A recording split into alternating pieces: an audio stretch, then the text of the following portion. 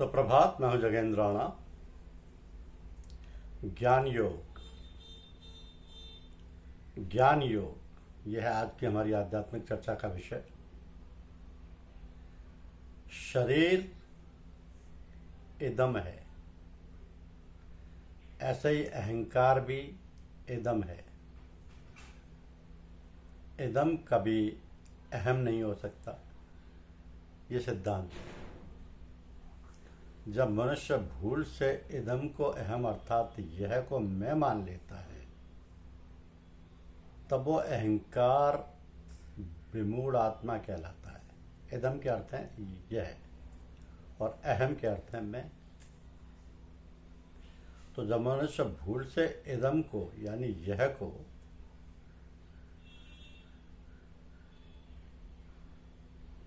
इदम को अहम अर्थात यह को मैं मान लेता है, तब वो अहंकार विमूढ़ आत्मा कहलाता है। तो ये माना हुआ अहंकार परिश्रम पूर्ण साधन करने से नहीं मिटता, क्योंकि उद्योग साधन करने में भी अहंकार रहता है।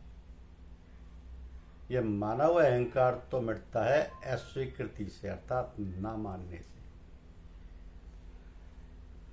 अब अहम दो प्रकार का होता है, वास्तविक यानी आधार रूप। वास्तविक अहम जैसे मैं हूं, अपनी सत्ता मात्र। अवास्तविक अहम यानी माना हुआ, जैसे मैं शरीर हूं। तो वास्तविक अहम स्वाभाविक एवं नित्य और अवास्तविक अहम अस्वाभाविक एवं अनित्य होता है। अतः वास्तविक अहम विस्मृत तो हो सकता है पर मिट नहीं सकता, और अवास्तविक अहम प्रतीत तो हो सकता है पर टिक नहीं सकता। तो मनुष्य से भूल ये होती है कि वह वास्तविक अहम यानी अपने स्वरूप को विस्मृत करके अवास्तविक अहम यानी मैं शरीर हूं कोई सत्य मान लेता है। कर्ता ही मिति मन्यते। यद्यपि संपूर्ण कर्म सब प्रकार से प्रकृतिजन्य गुणों के द्वारा ही किए जाते हैं, तथापि अहंकार से मोहित अंतःकरण वाला अज्ञानी मनुष्य कुछ कर्मों का कर्ता अपने को मान लेता है, कारण कि वह अहंकार को ही अपना स्वरूप मान बैठता है। तो अहंकार के कारण ही मनुष्य शरीर, इंद्रियां, मन आदि में मैंपन कर लेता है और उन शरीर आदि की क्रियाओं का कर्ता अपने को मान लेता है। तो यह विपरीत मान्यता मनुष्य ने स्वयं पैदा की है, इसलिए इसको मिटा भी वही सकता है। और उसको मिटाने का उपाय है ऐसे विवेक विचार पूर्वक ना मानना, क्योंकि मान्यता से ही मान्यता कटती है। एक करना होता है और एक ना करना। जैसे करना क्रिया है, ऐसे ही ना करना भी क्रिया है। तो सोना, जागना, बैठना, चलना, समाधिस्थ होना आदि सब क्रियाएं हैं। जितनी भी क्रियाएं हैं सब प्रकृति में होती हैं। स्वयं यानी चेतन स्वरूप में करना और ना करना दोनों ही नहीं, क्योंकि वह इन दोनों से परे हैं। वो क्रिया रहित और सबका प्रकाशक है। यदि स्वयं आत्मा में भी क्रिया होती तो वह क्रिया शरीर आदि में परिवर्तन रूप क्रियाओं का ज्ञाता कैसे होता। करना और ना करना वहां होता है जहां अहम यानी मैं रहता है। तो अहम ना रहने पर क्रिया के साथ भी कोई संबंध नहीं रहता। करना और ना करना दोनों जिससे प्रकाशित होते हैं, उस अक्रिय तत्व आत्मा यानी अपने स्वरूप में मनुष्य मात्र की स्वाभाविक स्थिति है। परंतु अहम के कारण मनुष्य प्रकृति में होने वाली क्रियाओं से अपना संबंध मान लेता है या जोड़ लेता है। प्रकृति यानी जड़ से मानव संबंधी अहम कहलाता है। अब जिस प्रकार समुद्र का ही अंश होने के कारण लहर और समुद्र में जातीय एकता है, अर्थात जिस जाति की लहर है उसी जाति का समुद्र है, उसी प्रकार संसार का ही अंश होने के कारण शरीर की संसार से जातीय एकता है। मनुष्य संसार को तो मैं नहीं मानता, पर भूल से शरीर को मैं मान लेता है। तो जिस प्रकार समुद्र के बिना लहर का अपना कोई स्वतंत्र अस्तित्व नहीं है, उसी प्रकार संसार के बिना शरीर का अपना कोई अस्तित्व नहीं है। परंतु अहंकार से मोहित अंतःकरण वाला मनुष्य जब शरीर को मैं यानी अपना स्वरूप मान लेता है, तब उसमें अनेक प्रकार की कामना उत्पन्न होने लगती है। जैसे मुझे स्त्री, पुत्र, धन आदि पदार्थ मिल जाए, लोग मुझे अच्छा समझें, मेरा आदर सम्मान करें, मेरे अनुकूल चलें इत्यादि। तो इसका ऐसा और ध्यान ही नहीं जाता कि शरीर को अपना स्वरूप मानकर मैं पहले से ही बंधा बैठा हूं। अब कामनाएं करके और बंधन बढ़ा रहा हूं, अपने को और विपत्ति में डाल रहा हूं। तो साधन काल में मैं स्वयं आत्मा प्रकृति जन्य गुणों से सर्वथा अतीत हूं। ऐसा अनुभव ना होने पर भी जब साधक ऐसा मान लेता है, तब उसे वैसा ही अनुभव होने लग जाता है। इस प्रकार जैसे वह गलत मान्यता करके बंधा था, ऐसे ही सही मान्यता करके मुक्त हो जाता है, क्योंकि मानी हुई बात उसके उलट देने से, ना मानने से मिट जाती है। ये सिद्धांत है। तो इसी बात को भगवान ने नैव किंचित करोमिति युक्तो मन्येत तत्ववित पदों में मन्येत पद से प्रकट किया है कि मैं करता हूं। इस झूठी मान्यता को मिटाने के लिए मैं कुछ भी नहीं करता, ऐसी वास्तविक मान्यता करनी होगी। मैं शरीर हूं, मैं करता हूं आदि असत्य मान्यताएं भी धीरे धीरे इतनी दृढ़ हो जाती हैं कि उन्हें छोड़ना कठिन मालूम होता है। तो फिर मैं शरीर हूं या मैं शरीर नहीं हूं, मैं करता हूं आदि सत्य मान्यताएं दृढ़ कैसे नहीं होंगी? यदि एक बार दृढ़ हो जाए तो फिर कैसे छूटेंगी? सत्य, रज और तम ये तीनों गुण प्रकृति जन्य हैं। इन तीनों गुणों का कार्य होने से संपूर्ण सृष्टि तीन गुणों वाली है। अतः शरीर, इंद्रियां, मन, बुद्धि, प्राणी, पदार्थ आदि सब गुण नहीं है। यही गुण विभाग कहलाता है। इन शरीर आदि से होने वाली क्रिया कर्म विभाग कहलाती है।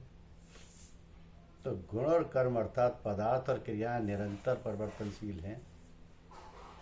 पदार्थ उत्पन्न और नष्ट होने वाले हैं तथा क्रियाएं आरंभ और समाप्त होने वाली हैं। तो ऐसा ठीक ठीक अनुभव करना ही गुण और कर्म विभाग को तत्व से जानना है।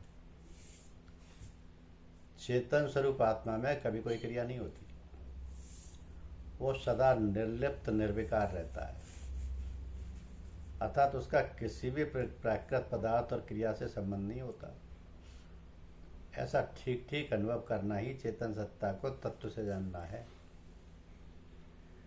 अज्ञानी पुरुष जब इन गुण विभाग और कर्म विभाग से अपना संबंध मान लेता है, तब वो बंधन में पड़ जाता है। शास्त्रीय दृष्टि से तो इस बंधन का मुख्य कारण अज्ञान है, पर साधक की दृष्टि से राग ये मुख्य कारण है। राग अविवेक से होता है, विवेक जागृत होने पर राग नष्ट हो जाता है। यह विवेक मनुष्य में विशेष रूप से है। आवश्यकता केवल इस विवेक को महत्व देकर जागृत करने की है। अतः साधक को विवेक जागृत करके विशेष रूप से अपने राग को ही मिटाना चाहिए।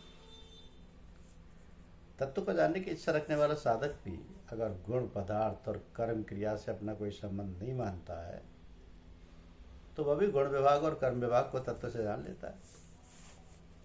चाहे गुण विभाग और कर्म विभाग को तत्व से जाने, चाहे स्वयं चेतन स्वरूप को तत्व से जाने, दोनों का परिणाम एक ही होगा। गुण कर्म विभाग को तत्व से जानने का उपाय क्या है कि शरीर में रहते हुए चेतन तत्व यानी स्वरूप आत्मा सर्वदा अक्रिया निर्लिप्त रहता है। प्रकृति का कार्य शरीर, इंद्रियां, मन, बुद्धि आदि, ये कहा जाता है कि कभी अहम में नहीं होता। जब ये शरीर आदि मैं नहीं है, तब ये मैं होने वाली क्रियाएं मेरी कैसे हुई। तात्पर्य है कि शरीर, इंद्रियां, मन, बुद्धि आदि सब प्रकृति के कार्य हैं और स्वयं इनसे सर्वथा अलग व निष्लिप्त हैं। अतः इनमें से होने वाली क्रियाओं का कर्ता स्वयं कैसे हो सकता है। इस प्रकार अपने को पदार्थ एवं क्रियाओं से अलग अनुभव करने वाला बंधन में नहीं पड़ता है। सब अवस्थाओं में नैव किंचित करोमीति, मैं कुछ भी नहीं करता हूँ, ऐसा अनुभव करना ही अपने को क्रियाओं से अलग जानना अर्थात अनुभव करना है। अब देखना, सुनना, खाना पीना आदि सब क्रियाएं हैं और देखने सुनने आदि के विषय, खाने पीने की सामग्री आदि सब पदार्थ हैं। तो इन क्रिया और पदार्थों को हम इंद्रियों यानी आँख, कान, मुंह आदि से जानते हैं और इंद्रियों को मन से जानते हैं, मन को बुद्धि से जानते हैं और बुद्धि को माने हुए मैं पद से जानते हैं।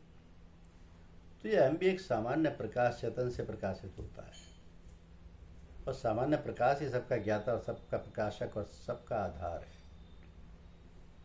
अहम से भी परे और ऊपर अपने स्वरूप चेतन आत्मा को कैसे जाने। यानी गाढ़ या गहरी निद्रा में यदि बुद्धि अविद्या में लीन हो जाती है, फिर भी मनुष्य जागने पर कहता है कि मैं बहुत सुख से सोया। इस प्रकार जाने के बाद मैं हूँ का अनुभव सबको होता है। इससे सिद्ध होता है कि सुषुप्ति काल में या नींद में भी अपनी सत्ता थी। यदि ऐसा ना होता तो मैं बहुत सुख से सोया, मुझे कुछ भी पता नहीं था, ऐसी स्मृति या ज्ञान नहीं होता। स्मृति अनुभव से उत्पन्न होती है, तो सबको प्रत्येक अवस्था में अपनी सत्ता का निरंतर अनुभव होता है। किसी भी अवस्था में अपने अभाव का, कि मैं नहीं हूँ, इसका अनुभव नहीं होता। जिन्होंने माने हुए अहमपन या मैंपन से भी संबंध विच्छेद करके अपने स्वरूप का बोध कर लिया है, वे तत्वविद यानी तत्व को सत्ता के जानने वाले कहलाते हैं। तो अपरिवर्तनशील या ना बदलने वाले परमात्म तत्व के साथ हमारा स्वतः सिद्ध नित्य संबंध है। परिवर्तनशील बदलने वाली प्रकृति के साथ हमारा संबंध है। हमारा संबंध किसके साथ है? अपरिवर्तनशील यानी ना बदलने वाले परमात्म तत्व के साथ हमारा स्वतः सिद्ध नित्य संबंध है। लेकिन परिवर्तनशील बदलने वाली प्रकृति के साथ हमारा संबंध वस्तुतः है नहीं, केवल हमने मान लिया है। प्रकृति से माने हुए संबंध को यदि विचार के द्वारा मिटाते हैं तो उसे ज्ञान योग कहते हैं, और यदि वही संबंध परितार्थ कर्म करते हुए मिटाते हैं तो उसे कर्म योग कहते हैं। तो प्रकृति से संबंध विच्छेद होने पर ही योग यानी परमात्मा से नित्य संबंध का अनुभव होता है, अन्यथा केवल ज्ञान और केवल कर्म ही होता है। अतः प्रकृति से संबंध विच्छेद करते हुए परमात्मा से अपने नित्य संबंध को पहचानने वाला ही तत्व को, सत्ता को जानने वाला है। अब प्रकृति जन्य गुणों से उत्पन्न होने के कारण शरीर, इंद्रियां, मन, बुद्धि आदि भी गुण ही कहलाते हैं और इन्हीं से संपूर्ण कर्म होते हैं। तो अविवेक के कारण अज्ञानी पुरुष इन गुणों के साथ अपना संबंध मानकर इनसे होने वाली क्रियाओं का कर्ता अपने को मान लेता है, परंतु स्वयं सामान्य प्रकाश चेतन में अपनी स्वतः सिद्धि स्थिति का अनुभव होने पर मैं करता हूँ ऐसा भाव आ नहीं सकता। रेलगाड़ी का इंजन चलता है अर्थात उसमें क्रिया होती है, परंतु खींचने की शक्ति इंजन और चालक के मिलने से आती है। अब वास्तव में खींचने की शक्ति तो इंजन का ही है, इंजन की है, पर चालक के द्वारा संचालन करने पर ही वो गंतव्य स्थान पर पहुंच पाता है। कारण कि इंजन में इंद्रियां, मन, बुद्धि नहीं है, इसलिए उसे इंद्रिय, मन, बुद्धि वाले चालक यानी मनुष्य की जरूरत पड़ती है। परंतु मनुष्य के पास शरीर रूपी इंजन भी है और संचालन के लिए इंद्रियां, मन, बुद्धि भी। शरीर, इंद्रियां, मन, बुद्धि ये चारों एक सामान्य प्रकाश यानी चेतन से सत्ता स्फूर्ति पाकर ही कार्य करने में समर्थ होते हैं। तो सामान्य प्रकाश का प्रतिबिंब बुद्धि में आता है बुद्धि के ज्ञान को मन ग्रहण करता है, मन के ज्ञान को इंद्रियां ग्रहण करती हैं, और फिर शरीर रूप इंजन का संचालन होता है। तो बुद्धि, मन, इंद्रियां, शरीर के ये सब के सब गुण हैं, और इन्हें प्रकाशित करने वाला अर्थात इन्हें सत्ता स्फूर्ति देने वाला स्वयं इन गुणों से अलग, स्वतंत्र, निर्लिप्त रहता है। अतः वास्तव में संपूर्ण गुण ही गुणों में बरत रहे हैं। तो श्रेष्ठ पुरुष के आचरणों का सब लोग अनुसरण करते हैं। इसलिए भगवान ज्ञानी महापुरुष के द्वारा लोक संग्रह कैसे होता है, इसका वर्णन करते हुए कहते हैं कि जिस प्रकार वह महापुरुष संपूर्ण गुण ही गुणों में बरत रहे हैं, ऐसा अनुभव करके उसमें आसक्त नहीं होता, उसी प्रकार साधक को भी वैसा ही मानकर उनमें आसक्त नहीं होना चाहिए। यह है ज्ञान योग। धन्यवाद।